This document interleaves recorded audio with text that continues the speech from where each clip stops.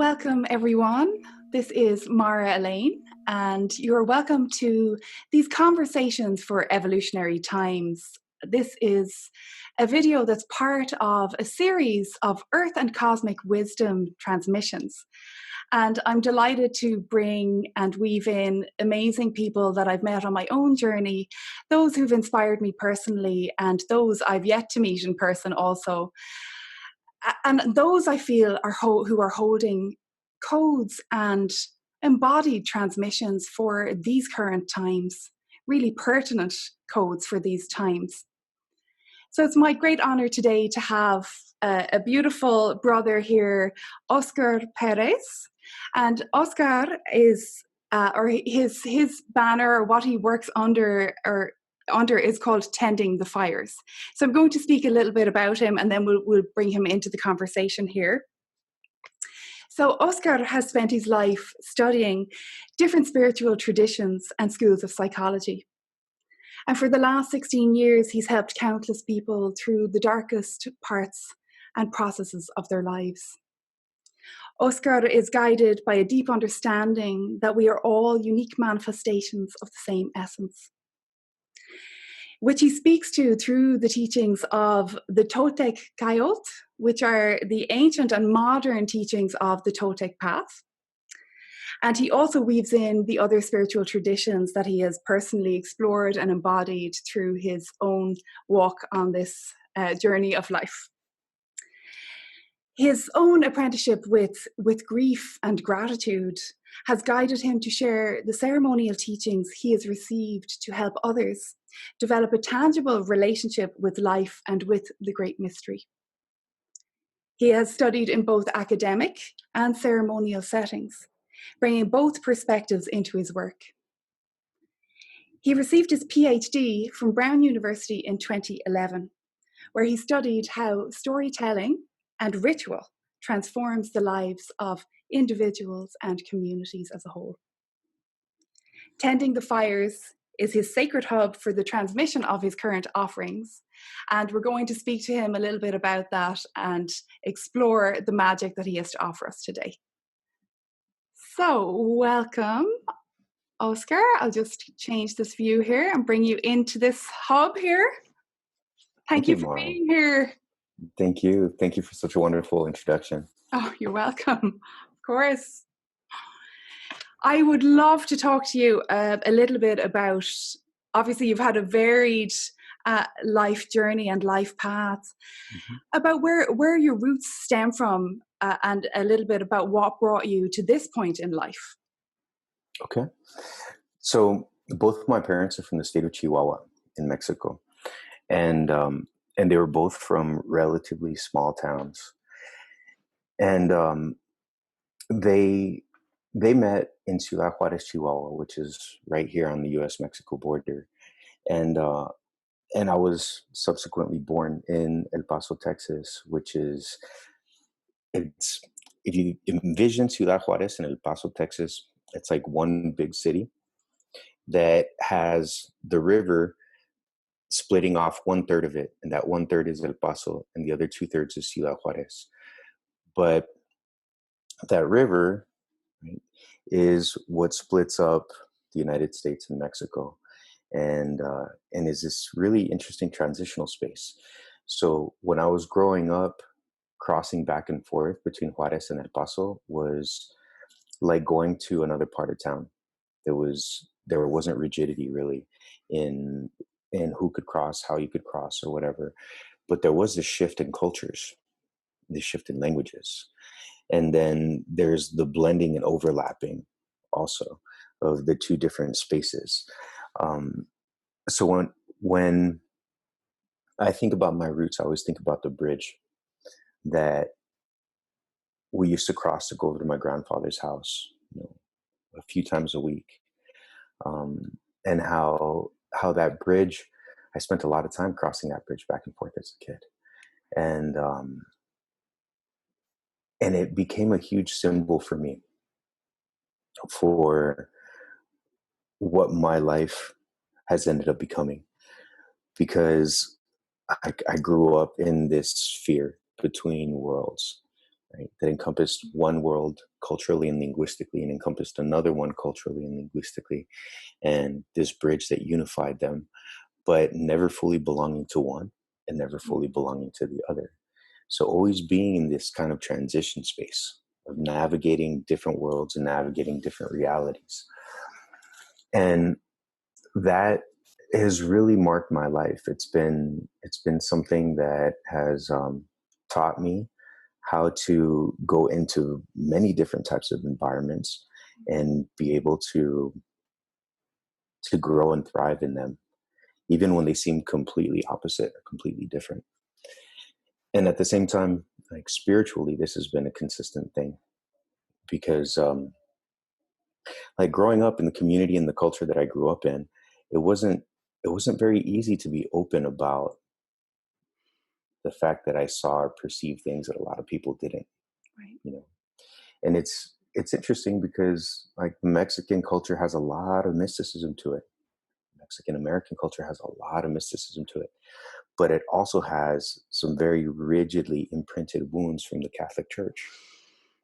And so there's again that like navigating the space between the wounds and scars, right, of spiritual, cultural, physical colonization, and dancing with the mystery that is still embedded in and woven through the culture. So my whole life has been transitioning between these different spaces and understanding these different spaces. And when I was really young, when I was about 10 years old, I started learning about my indigenous heritage on my mom's side of the family. And it's through my maternal grandmother. And I didn't meet her because she died before I was born. And up until about 10 years of age, I didn't have very much direct contact with my mom's family. So once I did, I started hearing about my grandmother, which was kind of a port of entry. It was just this little gateway into this enormous fascination that grew and has guided my life since. That's related to native spirituality, to indigenous spirituality. But that in itself has been a big journey because, like, one of the things that I work with people on is healing ancestral trauma, ancestral wounds, and intergenerational trauma. And a lot of what my work has come out of the road that I've walked in healing a lot of these things in myself and working with my own teachers, um, and the healers that I've had the blessing to be able to work with. And it's led me to understand that it doesn't matter where we come from, where our ancestors come from. At some point in time, going back through our lineage, through our line, there were people that were earth connected and that were living in deep communion, not only with the seen parts of the world, but the unseen as well. You can have a earth connected culture that isn't rich in spirit and in spirit connection. Right? Yeah. The names for things, of course, are going to change depending on the regional environment, the people's connection to the place where they are, and what their cultural heritage is. But there are these universal understandings of our relationship to place and to spirit and to each other that seem to arise over and over and over again, independent of tradition, independent of region, independent of culture or skin color. And so as I grew on my path and studied all these different things on my path, I worked a lot on healing wounds between my indigenous ancestors and my European ancestors, right? So indigenous Native American ancestors, I should say, and connecting with my indigenous European ancestors as well. It's so funny because we have this tendency of perceiving the world and reality and existence according to our timelines. And our timelines are really limited. And all of the research is showing that the influence that we have from handheld technology now is the further diminishing of our timelines. Right. Our ability to actually stay alert and aware and conceptualize is getting chopped thinner and thinner and thinner and thinner and thinner. But when we can perceive things beyond the limited scope of our life, we can start to see that some of the things that have affected us personally are things that have roots that go way, way, way, way back. And if you extend that timeline far enough, you realize that the things that a certain group of people has done to another group of people at a certain point were things that were done to them, and things that were done to them, and things that were done to them. And you keep tracking these things back, and you can start to see that the kinds of things that people will want retribution for, directly from other people, and a lot of times from other people that they don't personally know, are things that have afflicted humanity throughout, this known era of humanity. And they're things that have constantly shifted sides and shapeshifted and shifted faces, right? And I bring this all up because in the work of healing these different ancestral lines that I've had, I've had to really perceive that and really sit with that, So my path has been a lot of that. It's been intellectual study. I like you said, I studied how storytelling and ritual help people heal from trauma, as communities and as individuals. And it's been a lot of time in ceremony and in ritual and with teachers of my own, learning how to be as discerning as possible, Right. and as willing to laugh at myself as possible. So important. Absolutely. Mm-hmm. Absolutely. Yeah. Yeah. I love that you speak to the depth and the need for ancestral healing, and I very much am passionate about that, and the need for it, for that work to be bridged to people. Is there, where would somebody start with that if they hadn't even begun to excavate Mm-hmm. and extrapolate? Yeah, where would they start? It starts with the intention. Yeah. It starts with the intention. And, things don't move in a linear way, despite how much we're taught that things are supposed to move in a linear way. They don't. When a person sets the intention to start having these connections, to start reweaving these connections, they have to pair conscious action with the willingness to be surprised, with the willingness to receive the synchronicities that arise in their lives, that will guide them in certain directions. Because for a person that becomes conscious of seeking a connection to their ancestors, they're not reaching across an abyss alone. Their ancestors are reaching right across it for them as well, looking to meet somewhere in the middle, And the thing is that we're inseparable from our ancestors. Like, I've had close friends that were adoptees ask me about that, and say, well, but I don't know, I don't know who my birth parents were. Right? I don't know who my ancestors are. How do I connect to them? The answer to how do we connect with anything is just to listen. It's to learn to listen, to learn to sit in a space that is outside of our internal dialogue, and then perceive the messages that arise for us, and follow whatever those messages may be. And again, not expect linear messages, not expect a voice that's going to tell you, go do this and do this and do this, you know, but images that arise, cravings, memories, dreams, most definitely. So there's that side of it that needs to be cultivated.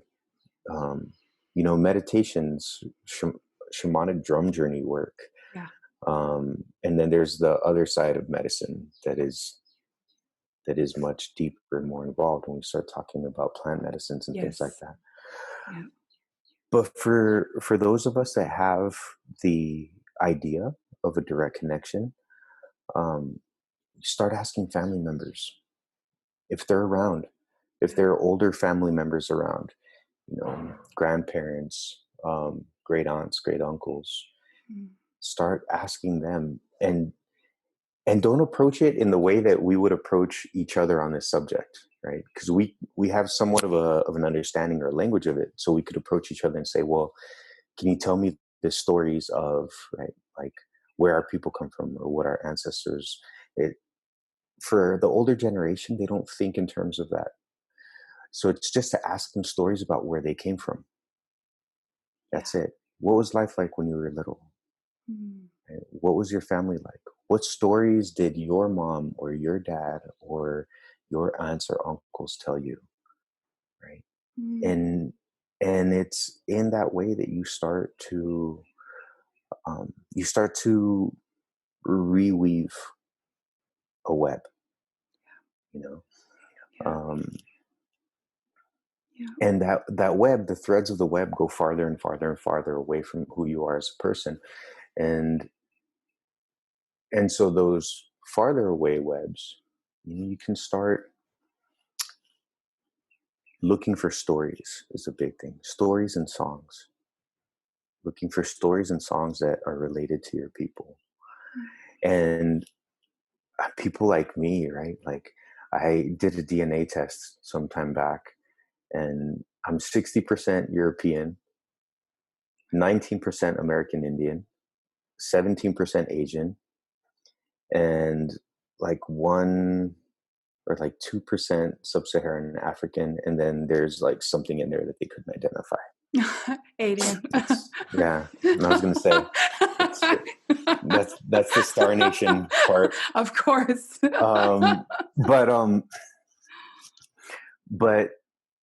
But so I have to realize, like, there are these parts of me that are from all over the world.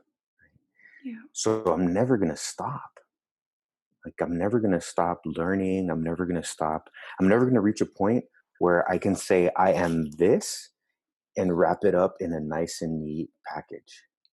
And that's part of the beauty of all of it too, right? In order to heal our ancestral connections, we have to undertake a lifelong journey of learning and of appreciating, and ideally of gift giving and of gratitude, you know, for all the peoples and all the places where we've been. So there's two sides to it, right? There's that side, and that side grows out and out and out and out and out. And then there's another side to it that grows deep. And the side that grows deep is the side that has to do with our connection with the land where we are. The land that supports us wherever we may be, you know. Because, like, just like the plant world, we grow roots in different ways. And in order for us to be able to be of a place, we have to be in relationship with that place in all ways. We have to learn how to eat the foods of that place. We have to learn how to walk on the earth in that place. We have to ideally learn where the water comes from and what the patterns are for the water to come into that place. And honor and learn from the ancestral peoples of that place to whatever degree possible. Even if it's just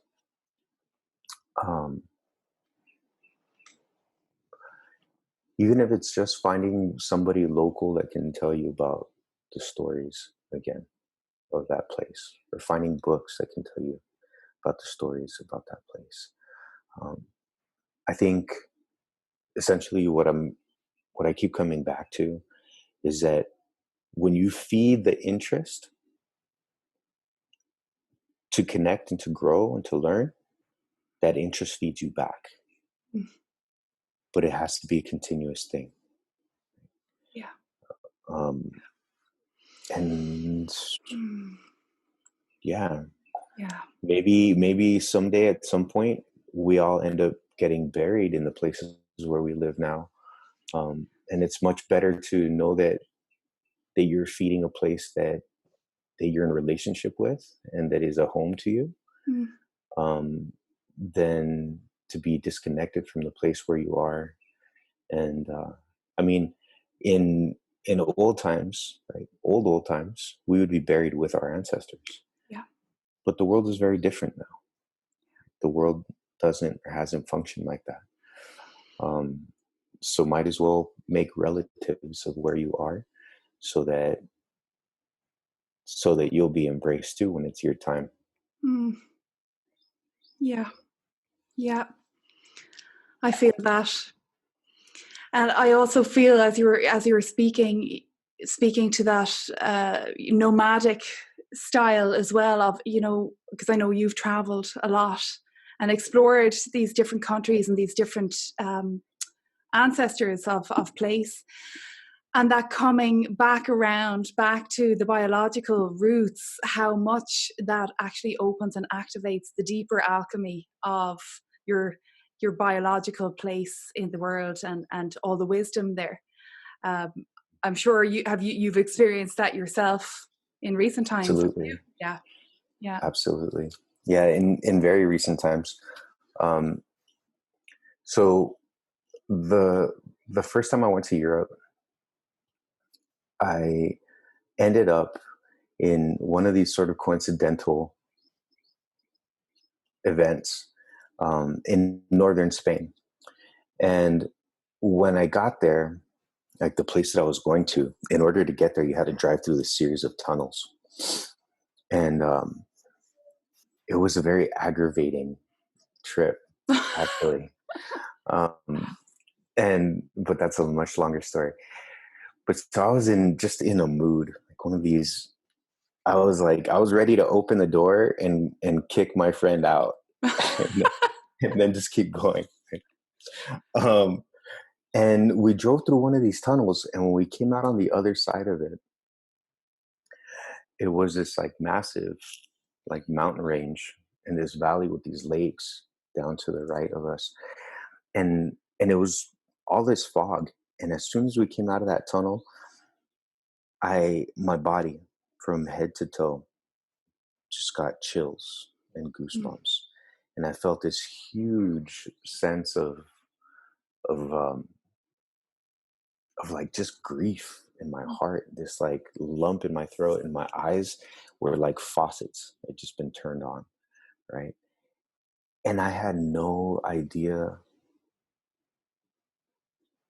like there was nothing conscious that shifted, right? It was going from being really irritated to all of a sudden coming out into this landscape and having a full body response to it. And the first thing that came to mind was, this land knows me. This land knows me. And my bones know this place. They recognize this place. And it's interesting because for the first, I don't know, half of my life or more, I had an absolute resistance to going to Europe. I had this thing that I was like hyper focused on the peoples of Mexico and of the US, the indigenous peoples, right? Of what we call Anahuac, which is down from Nicaragua all the way up to northern Alaska, and Abya, which is South America now. And so I had all these like oppositions to going somewhere else. But then I got to that place in Spain, and something just got activated in me. Something woke up. And a really interesting thing is that later on, as I did more research into my family name, I found out that that's where it comes from. That place in Spain. So this last time, I just got back from being quarantined in Spain again for 3 months, completely unexpectedly. The quarantine part. I was supposed to be there for just a couple of weeks, and then I got quarantined when I got there, and so everything got locked down.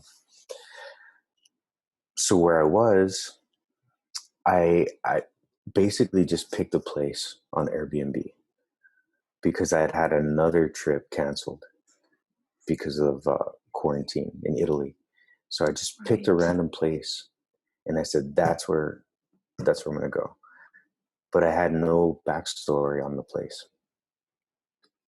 And so I get there, and in the cab ride from the airport to the actual house I was renting, I saw on this bluff this formation of rocks that just called to me. It's like, that place looks amazing. Like, I don't know what it is, but that I need to go there. Like, the energy of that place, I need to go there. And I went, and it became the place where I would go and meditate and pray and make offerings and things. So a couple months into being there, I start meeting locals, and I find out that place has a history going back to the 6th century. And that place where I was going to pray and make offerings and meditate was one of the major signal fires that was used all the way back to the time of the Visigoths, to alert villages around, because it was right at the foot of the Sierra Nevada mountains. So to alert villages in the mountains and down and around of anything that they needed alerting of. And the fire tenders had all been buried there. Of course. Right. Oh, wow. Right. And so I bring that up because I think it's, in Spanish, there's a saying, la sangre llama, which means the blood calls. Right?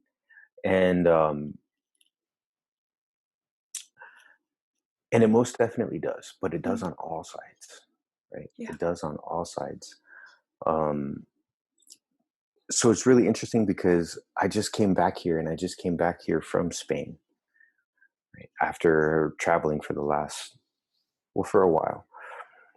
And my plan had already been to move back here to be closer to my family. My family is relatively close to where I am. But I had felt that call to move back to the desert like quite a while back, maybe about 1.5 years ago. And so it's really interesting because it's only been through being able to go and experience these other places that I'm able to come back here and really see this place and see it for the first time, see it for the first time again. Yeah. Because growing up, I didn't have the tools or the abilities of perception to really know how to connect with the land here, with the spirits here, with the culture here. And it's interesting to say that because, it is where I was born and raised. And I bring that up because very often people can have this tendency to not bring their awareness to everything that is around them and to know how to really see it and appreciate it. And we need these experiences of leaving. We need these experiences of finding ourselves in completely unknown and foreign places in order to be able to find ourselves wherever we are, whether we go back to the place that we were raised in, that we were born in or not. But like a big part of my life, I should say, because um, I can't separate the spiritual part of my life from life. Yeah. So a big part of my life is connecting with the land wherever I am, and doing it in like a practical, tangible way, right? Like, there can also be this tendency of people talking about the earth and talking about the earth and talking about the earth and glorifying this illusion, Yeah.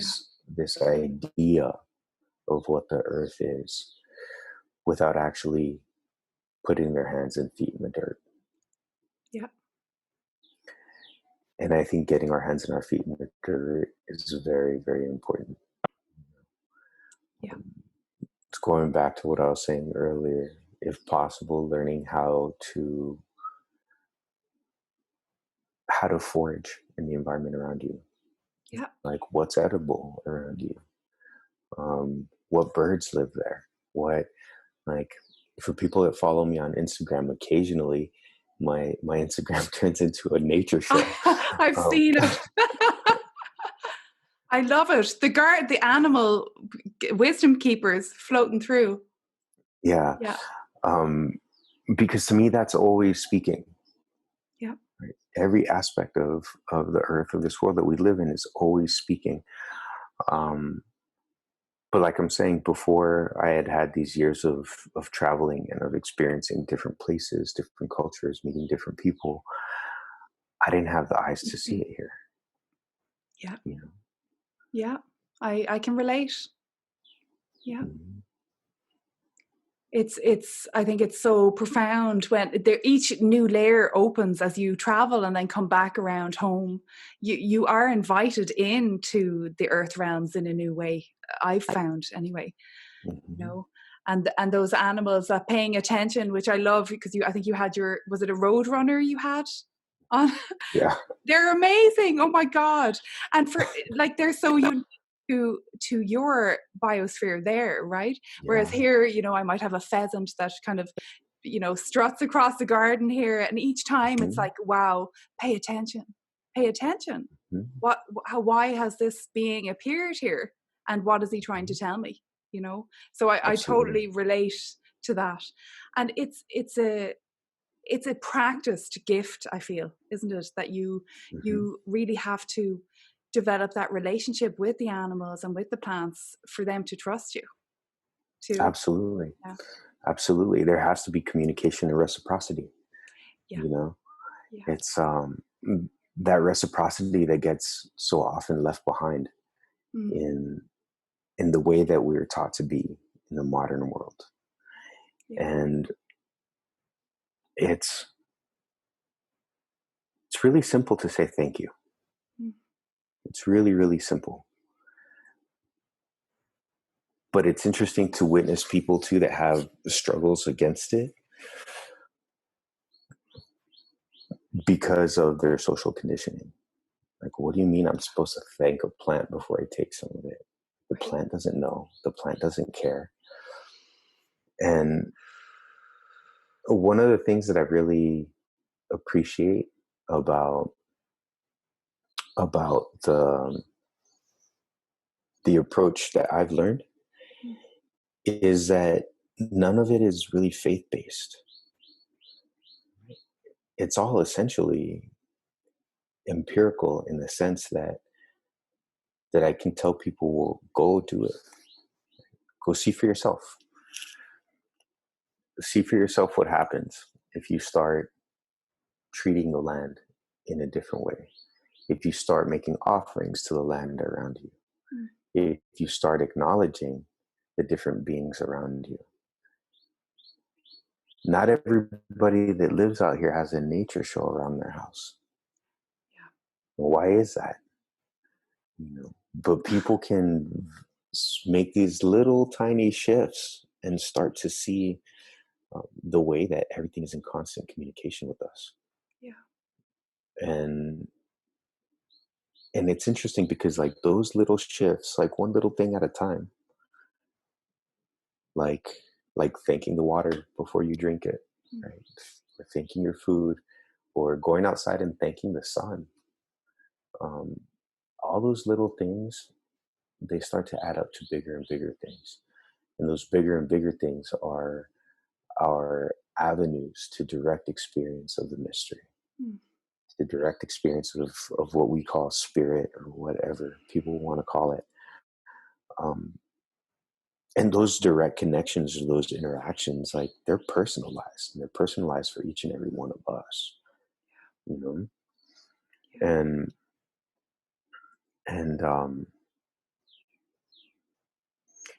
yeah, I think where we are right now as a collective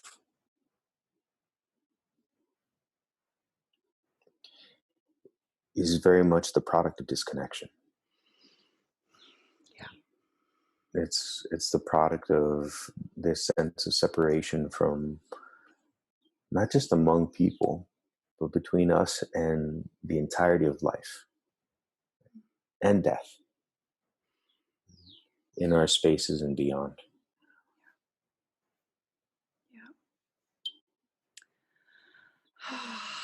Yeah. I actually just, something that you wrote or spoke about the other day was about living fully while you are alive, which was something that really struck me. The simplicity of that statement, but you know, for some people, for a lot of people right now who are so far from that, and there's so many layers of there's so many veils, there's so many things that are preventing them from even being with the simplicity of themselves, their heart, their body, their breath, all of it. You know, how do people even find their way back to that point? You know, because that's the point where they're able to engage them with nature from a pure, simple place, right? Yeah. It's a question of awareness. Because that's really interesting too, the ways that little sentence can be taken, right? So live fully while you're alive. For some people, they'll read that and they'll think that they need to live like the ideal Instagram life, right? Yeah. So every single day needs to be some kind of Instagrammable moment, where they're doing something in some far off, beautiful place, and they're, you know, whatever.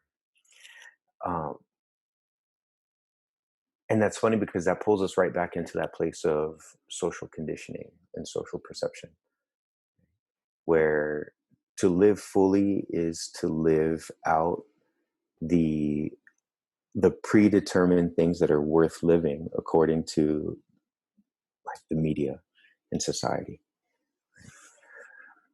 To live fully means to be where you are, to really take in where you are right now,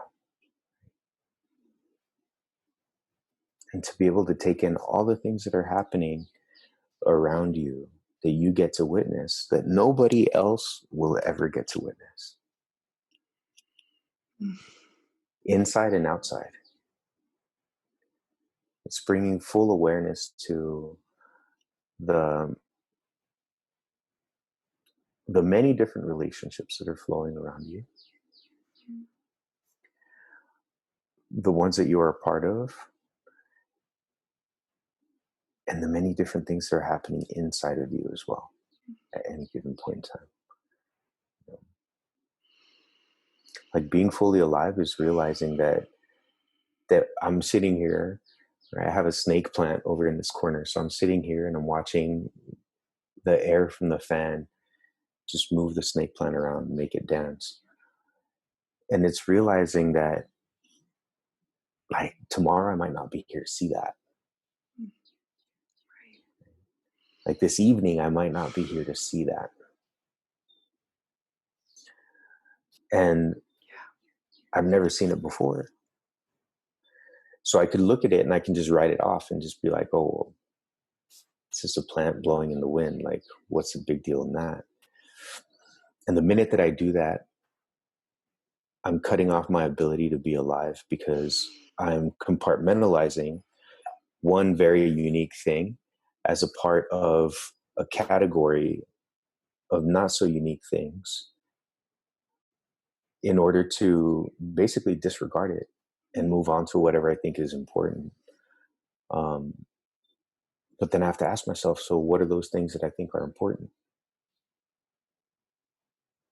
And again, a lot of times that pulls us back into the place of social conditioning, the value systems that we've been told that we're supposed to live according to, versus being alive, right? Being alive right here and right now. So it's interesting because that lesson is a huge lesson, right? Is using death as your advisor, taking death as your advisor. And there's urgency to it in a sense. But that urgency isn't bucket list urgency. It's not like you have to do all of these things because death is going to get you, right? Because you never know when death is going to get you. No. It's don't put those things off unnecessarily if they mean that much to you. Don't put anything off if it means something to you. But at the same time, be fully aware and fully present of where you are when you are. Because none of the moments that we have are repeatable. None of the conversations we have, the meals we have, the simple interactions that we have, none of those things are going to ever happen again. And so if we're constantly distracted by those bucket list items, let's say, or by whatever values or social standards we believe we need to live up to in order to be worthy of our lives, we don't live a life.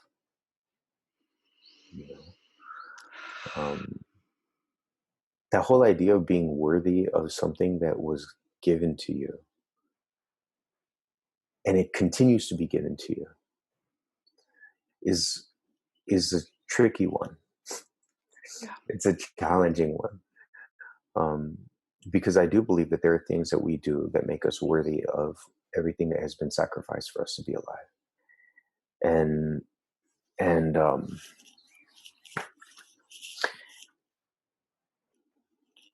it goes back to what I was saying earlier, like learning how to connect with and maintain these relationships with everything around us that allows for our life to continue living. And so I say it's tricky because from one perspective, people will say, oh, well, you know, the fact that you are alive and are living, right, is proof enough of your worth to be here. And I agree with that to an extent, but I also believe that there's work to do. And that the work that we're here to do is unique to each and every one of us, first of all. But is to be done in the honoring of the lives, all of the lives that have allowed for my life to be here now. That's a whole lot of lives. It's not just bipedal ancestors, right? Yeah. It's not just human beings. It's everything that's ever been eaten, every glass of water that anybody ever drank, every tree that got chopped down to create shelter or fire, all of those things, all the way back to the beginning,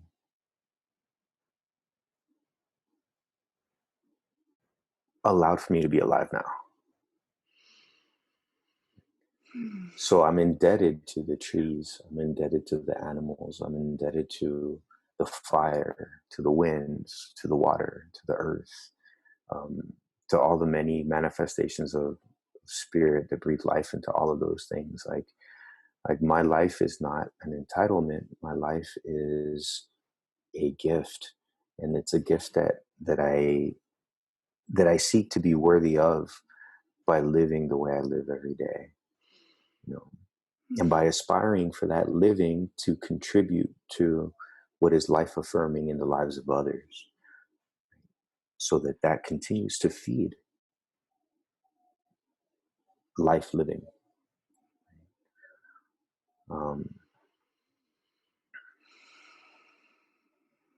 It's funny, you keep asking me questions. By the time I'm done talking, I'm like, what was the question? Did I answer that? That's the whole point. It doesn't matter. The question is relevant. Nearly. I talk like I walk through the woods, through the desert. I love it. That's just absolutely beautiful. Thank you. My heart and my soul went on that journey, and I could feel every bit of it, and so grateful for you to speak to that, because it's so important. Yeah. Thank you. Thank you, Mara. Yeah. And just breathing into all of that life that's been animated in that, you know. There's so much, and I love, you know, that speaking to developing that relationship with death as well, and having death as a close companion, you know, and that, like, I think you spoke to this as well, about going to, you know, meeting the end of your day on a day-to-day basis with all of yourself brought into present time, and in a way that you're happy, you're proud, you're able to witness yourself and fully be with yourself at that point in time, you know, because we don't know if we wake up in the morning, right? Right. Yeah, I love that. So I think on that, I'm going to like switch a little bit here and just come into a little bit of a different track on the work that you're doing around you know, emotional clearing and tracking your emotional responses, and really the necessity right now of being awake and aware and diligent of your energy cultivation, right? Because we are just fed so much right now, and there's so many distortions, illusions, and I believe targeting, you know, of mass consciousness and individuals right now. So I'd love you to speak around that and the importance of that. Absolutely. So one of the foundational things that we do is we learn to track.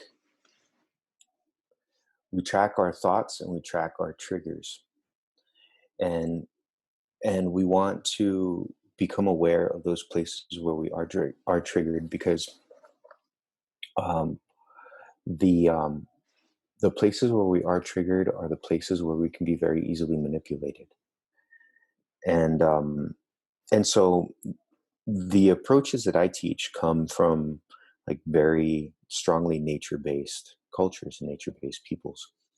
So we talk about this in terms of stalking awareness, like a jaguar stalks its Yeah. prey. Right? If you spend any amount of time around me, you'll see that I'm pretty partial to jaguars. So I talk about them a lot. I love that medicine. Yeah. Powerful allies for the shadow, right? Absolutely. Absolutely. But so to use that jaguar energy to speak about it, jaguars are what's called ambush hunters. Jaguars, they get to know their environment so well that they just blend with the environment. Mm. And if they're hunting, they don't go after specific prey, let's say, as in like they don't pick an individual and track and follow that individual like other predators would. They get to know the individual's habits. Right? Like, let's say a jaguar is hunting a howler monkey. So it's going to get to know what the howler monkey does every day, where the howler monkey goes and gets water, where it generally goes and looks for food, what times of the day it's fed so much that it's just kind of laying lazily there and can easily be surprised, right? And once the jaguar gets to know the howler monkey's habits, if the jaguar goes into any other realm of the forest and sees the characteristics that allow for those habits to happen, it has a pretty good idea that the howler monkey is going to move through there, right? So we all have triggers, and our triggers are like that howler monkey. They only show up in certain environments and certain circumstances. So we can get to know by witnessing the times and the spaces that we're triggered, where we are triggered. We can get to know what those characteristics of environment and social situation are. And as we become aware of them, then we know that when we're moving into those territories, there's a good chance that we're going to be triggered. There's a good chance that there's going to be a howler monkey that runs through there, right? And as we become aware of that, we can start to deconstruct why those spaces and why those environments trigger us specifically. And the stalking part of it is, once we figure out what those environments are and the circumstances are around those environments, we can, and the circumstances include the individuals in those environments as well. We can start to follow where the emotional component of that originates. We can start to track it back, right? And we do this process. It's called Ohli Nekwapali, which is translated as recapitulation. It literally translates as retracing your steps. And so if you're a jaguar hunting howler monkeys and you go through a space, a watering hole, right, in the forest, and you see that there's howler monkey tracks there, and you start to follow those tracks, right, just out of curiosity to get to know where else the monkey goes. Next thing you know, you're going to find another place that looks a lot like it. You're going to find another watering hole, and there's going to be your howler monkey tracks and like maybe some poop and like some whatever rinds of whatever fruit, and you know that the howler monkey was there too. And then you start tracking back and you find another place like that, and this one has older tracks to it, right? It has older signs to it. Maybe the monkey hasn't been there in a while, but it has been there. And then you follow it and you keep finding these things on and on and on and on and on. Well, just like that, when we track the things that trigger us now, they will lead us to situations and circumstances where they triggered us in the past. And back and back and back. And as we're learning how to perceive those things in those situations, the reason that they have any place in us at all, in our psyche at all, is because there's an energetic entanglement with that event that happened in the past. Yeah.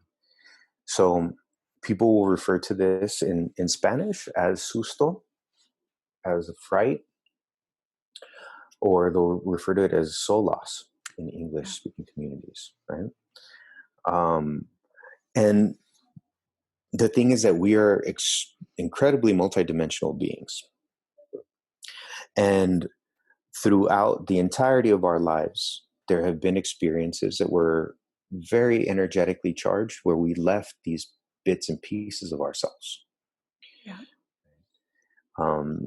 And when we step into a new situation that, like, for example, if the howler monkey is just like traveling through the forest and all of a sudden sees a watering hole, it's going to jump into the watering hole and behave exactly like it did in the last ones. Yeah. It might jump around in the water, might eat some fruit, might call its friends, might throw some poop, might do whatever it does, right? Yeah. But it's going to behave exactly like it did in the last ones that it found, because it's already conditioned to behave that way in those circumstances, in those situations. So when we recapitulate, what we're doing is we're finding all of those places and we're releasing the emotional attachment to those places, the emotional entanglement to those places. Mm-hmm. And that means that the next time you come across a watering hole, you're not going to jump into it blindly the way that you did before. you might actually look around. You might actually be able to see that there's the spotted pelt of a jaguar peeking out through the bushes. You might be able to see that that's not the place that you want to be putting your energy and your time, right? Because potentially, if it's connected to an experience in your life that was life denying or life devouring, it still is, Yeah. right? Um, and so the work that we do is really diving into learning how to become alert, how to become vigilant in our own internal landscape, and to track those beliefs, those behaviors, those places where we are easily triggered.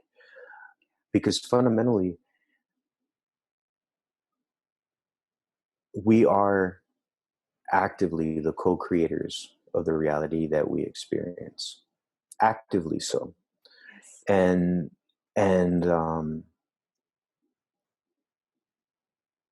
the vast majority of people are unconsciously contributing to the reality that we experience. And in doing so, they're just upholding and reaffirming the collective dream. And it's interesting because even in opposing the collective dream, you're creating the collective dream.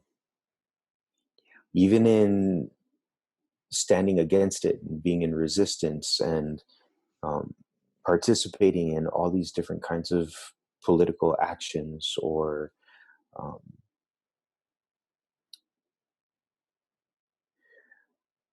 expressions of political dissent, let's say, you're still feeding the same dream. You're still feeding the same reality, the same construct. And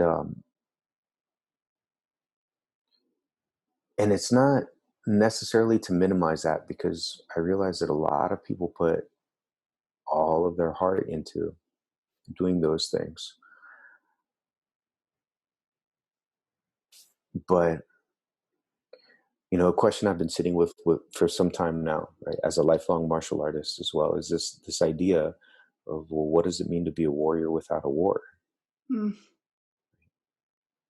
And it's an open-ended question. I mean, it's not something that can really easily be answered or summed up. It takes time, and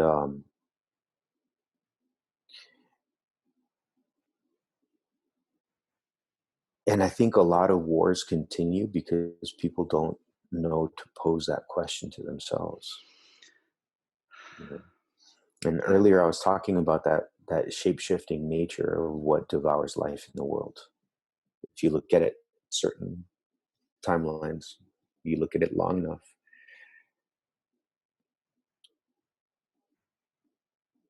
you'll see that this us versus them war that is really the only war that there's ever been. This us versus them war continues because it continues to shift shape, and to shift face, and to shift um, ideologies and identities. But fundamentally, it's the same thing. Mm. It's the same thing. And the only way that anything can really be done about that is by people going inside and healing the wounds that allow them to become um, relatively mindless weapons in a war that is basically just about devouring life. And we can look at it and we can get into all of the nuances about it, right? So all the major wars of the world have been economic wars. And economic wars over things like removing the lifeblood of the earth. So devouring life. Right? Wars over territories that had more access to oil. Again, to drain the blood from the earth Mm. and devour life. There have been technologies around at least since the 50s that would allow us to be completely independent of petroleum industries, Yeah. oil industries. But here we are 70 years later, continuing to feed this Wendigo thing that is destroying everything around us. And it's just devouring life. And all of that feeds into everything. It feeds into politics. It feeds into spirituality. It definitely feeds into religion, education. It feeds into all things. And it's that division thing, right? Yeah. That us versus them thing, over and over and over again. And so the reason for the focus that we have at Tending the Fires is to get as many people as possible to become aware of those triggers within themselves and to be able to heal what needs to be healed so that those triggers become deactivated. And so that the energy that went into upholding those triggers can become repurposed into a new dreaming, a new way of dreaming the world into being. And it's also with the realization that that there are these macro cycles and micro cycles that happen in the world, right? That happen in the world at large, and that happen in our individual worlds, and that happen in our lives. Yeah. And so with things like these recapitulation groups and these practices, like the idea is to give the individual the tools, because for anything to change, first of all, it's going to be over a long scope of time. Yeah. Right? I tell people that that the fruition of my passing through the earth won't be anything for me to witness or to be a part of, right? And to me, there's something beautiful about that. There's something beautiful about the idea that there, will come a point where nobody knows who I am.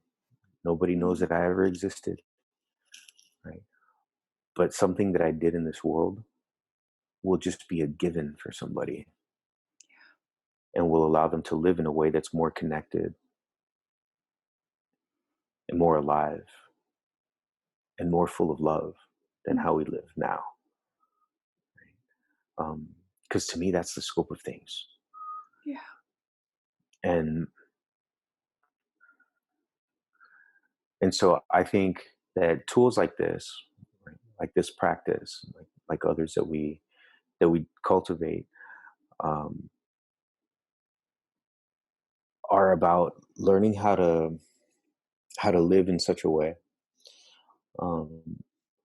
that first and foremost gives gratitude to everything that has given its life and its essence for us to be here, and that second to that, takes responsibility for and acts on that responsibility, of having life continue to live and to flow and to expand and to witness itself, ideally through human eyes too. I mean, that's one of the things people talk about: saving the earth and saving the earth and saving the earth. The earth doesn't need saving. The earth has been around for a long, long, long, long time. Yeah. And she will heal and replenish herself. And again, her timelines are not our timelines. Yeah. And I think that that would be much more real to many, many people if we called it what it is. Like, we don't have to save the earth, we have to save humanity. Exactly. Right? Yeah. It's the perspective shift, isn't it? It's yeah. Yeah. Yeah. Yeah, because like I was saying earlier, like most people are aliens to this planet anyway. So if you're asking them to save something that they're alien to, Yeah. you know? Yeah. it's just more of the projection outside of oneself, and the difficulty the challenge that can be there for people to really go in and sit with the depth of what needs to be sat with, right? Absolutely. And that it takes the time that it takes, and each person is obviously unique on that journey, and comes with a different story, right? That some stories are so tragic that it's so difficult to sit in that space, you know. But you're so right. All that you've spoken to there is so pertinent, and is the valuable, vital work, I feel, for each one of us, right?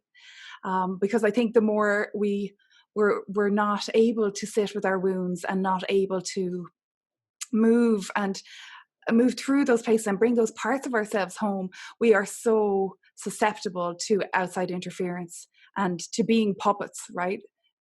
Absolutely. To malevolent agendas that just keep us locked in this weird matrix that we're currently in as well. Absolutely. Yeah. Yeah. I think that's a big thing, is that we all carry these individual wounds, but the individual wounds are indicators of universal wounds. So it's really easy for people to universalize, right, our individual wounds. And when they can do that, when they can take them from experience specific contexts into the context of an idea, then they can use those wounds to weaponize against others. Yeah. You know, and you don't heal a wound by attacking somebody that you have projected the perpetrator identity onto. You heal the wound by healing the wound. And and um and so that's one of the huge things, is that we live in a society that has constructed itself in such a way that people confuse spectating for participation, for one thing, and they confuse othering and attacking the other for progress and healing something that can only be healed one person at a time, within that person at a time. You know? And there's, of course, there's opportunities, increasingly so, for experiences, for people to do work around collective healing. And I think that's really important. I think that is really important. But we have to reconcile those two things. Yeah. Being a spectator and doing the work internally. You can show up to as many ayahuasca ceremonies or cacao ceremonies or breath work experiences or whatever as you want, but if you're showing up to be seen by the crowd as a part of the crowd, you're still being a spectator. Yeah, you are. You know? And the work is afterwards as well. It's integrating into your everyday life. Yeah. Always. Yeah. Yeah, always. And it's one of the things that we talk about a lot, right? Like the ceremony starts when you leave the arbor, in my sense. But it starts when you leave the arbor, when you leave the circle, when you leave the whatever it may be. Like the ceremony is how you walk in your life, how you live your life. But again, it keeps coming back to personal responsibility, right? Where am I feeding that thing that devours the world? And where am I allowing myself to align myself with wounded groups of people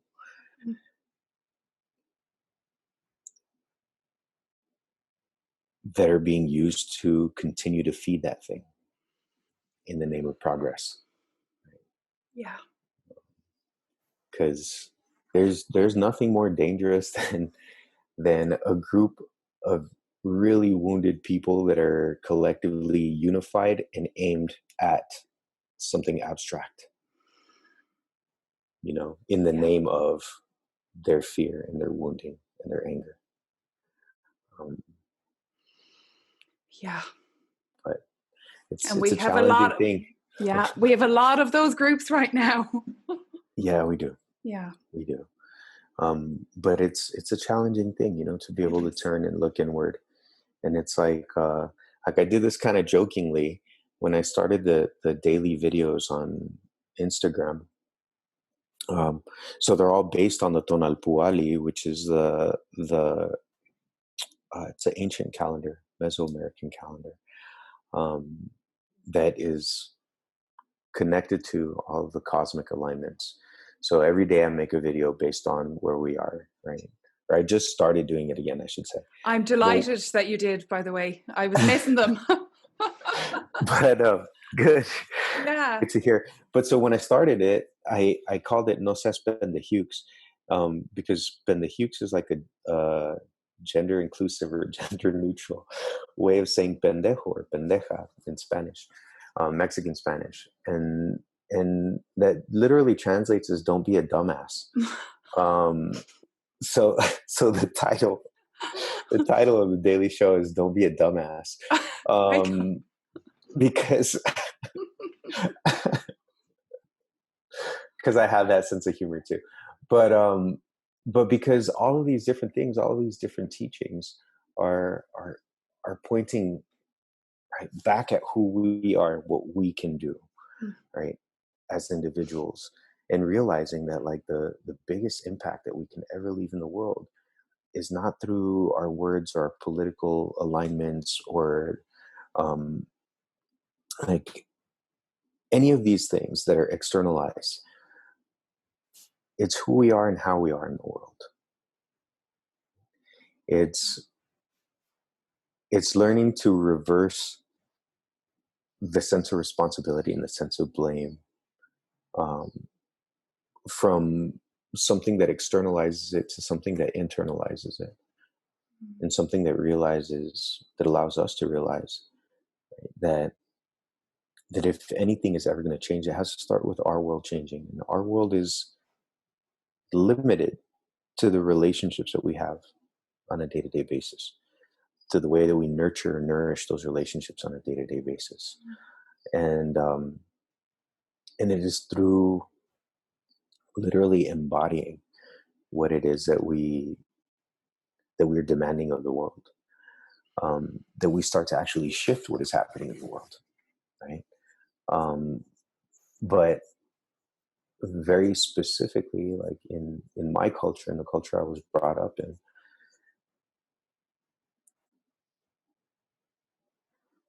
like if blaming others was an Olympic sport, then my people would have won like the gold medal for like the last 200 years running,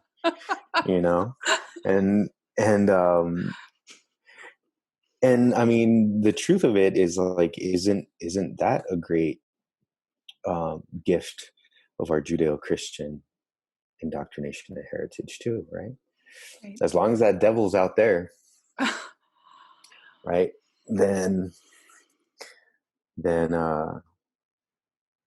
I'm pretty much off the hook for anything that I do. Oh yeah. And so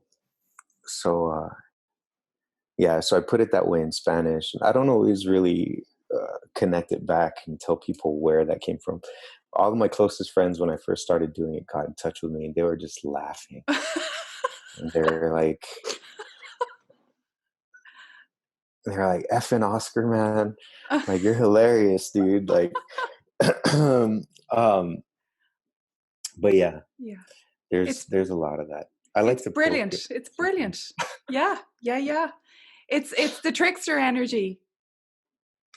Yeah. There's some of that there for sure. Yeah.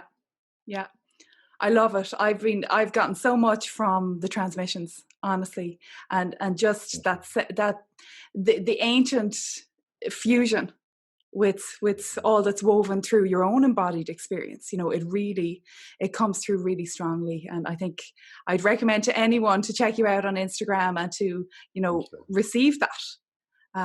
Yeah, as well as all your other offerings, of course. Yeah.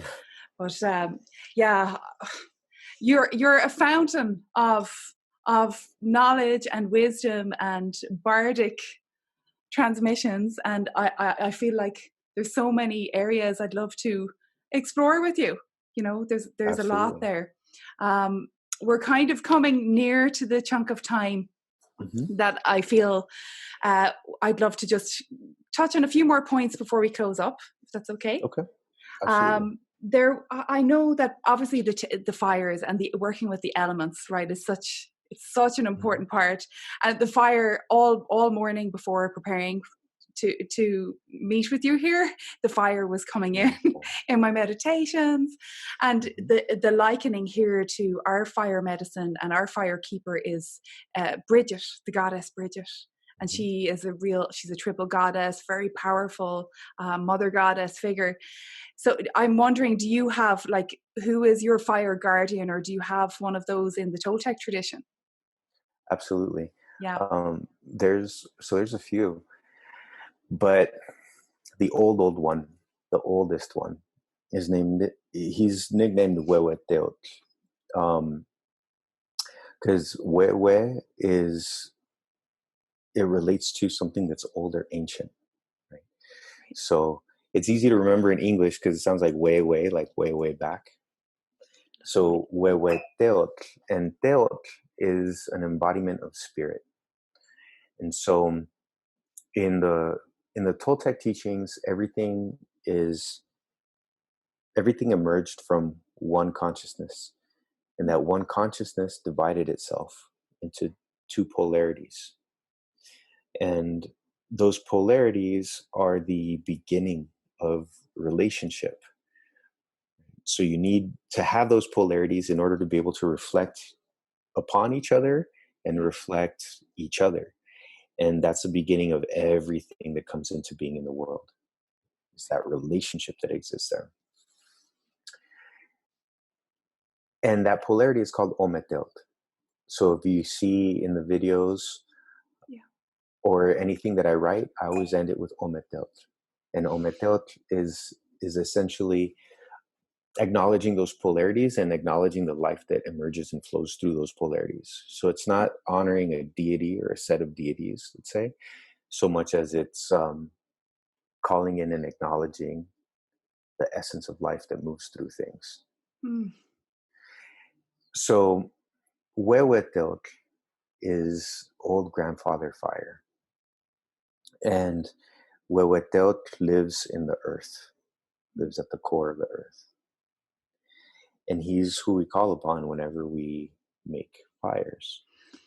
And he's the old one because he's older even than the sun.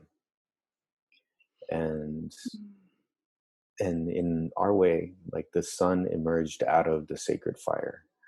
And there have been 5 suns. We're transitioning into the 6th right now, but the suns have emerged out of the sacred fire. And so Huehueteotl is, just old keeper of the fire. And there's many teachings just being with fire, being around fire. Yeah, I could really go into that too. Yeah, I know. Fire is a portal about all these that's a whole other transmission. I'll have to get you on again, because that is, I would love to dive into the elemental energies with you for sure. Absolutely. It's funny because as I start to talk about it, like, I feel myself starting to pull away. Yeah. I'm like, all right. Yeah, I could see it. I could feel it. It's that's a whole portal. Yeah. Well, we've seeded it and opened. We've the key in the door for the next conversation, hopefully. Absolutely. You're doing fire ceremonies with men's work as well, are you? Yeah. Yes, I am. Right now, because of everything that's going on, we haven't done anything like that. Yes. We've got the online group, which meets every other Wednesday. The men's group does, or every other Monday, I should say. But once we can gather, I hope to start doing that again. Yeah. Probably, as I think about it, probably sometime soon, but we'll see how it goes. And yeah, there's a few different places around the States where we're going to be having those. And then internationally, who knows? Yeah. Yeah. When that all opens up again, who knows? It feels like you can't plan much right now. So no, I know. I'd say another year and a half, possibly. It feels, I don't know. It does, doesn't it? It does. It does. It feels like it's going to be quite some time. Yeah. And it's interesting because over here, they had started to open things up, and then now they're shutting everything down again. And like you said, you just can't plan for anything. No, it's a wild card of a few years, I think, really deepening into our mastery on all those levels. Yeah, absolutely. Well, I love that. So I think the men's where you're doing an online group. So maybe if there's brothers who watch this in Ireland as well, like to connect with you and to open to bridge these traditions as well. I'll put that out there. Thank you. Yeah. So, there's so much. I'm so grateful. I feel spirit woven through the threads of this conversation so beautifully and powerfully, and I'm so grateful to have you in this sacred space on what I hope will be the start of more conversations to share. Absolutely. All that you carry as a fire keeper, wisdom keeper, and bard, and all of that. Thank you so much, Mara. Thank you. Yeah. So, is there anything that you'd like to share before we close? I want to say thank you again for this wonderful conversation, for holding the space in this way. And yeah, I would just like to invite people to come and check us out at Tending the Fires on Instagram and YouTube and Facebook. Facebook is a funny thing. I'm not there that often, but but so on Instagram we have these daily meditations based on this Toltec calendar. And so, yeah, I'd like to invite people to engage with that as well. And just check us out. Fantastic. Thank you. I'll share all of that and the usual stuff underneath and with all the social media. So wonderful. Bless you. Thank you so much, Likewise. Oscar. Thank you. Thank you so much.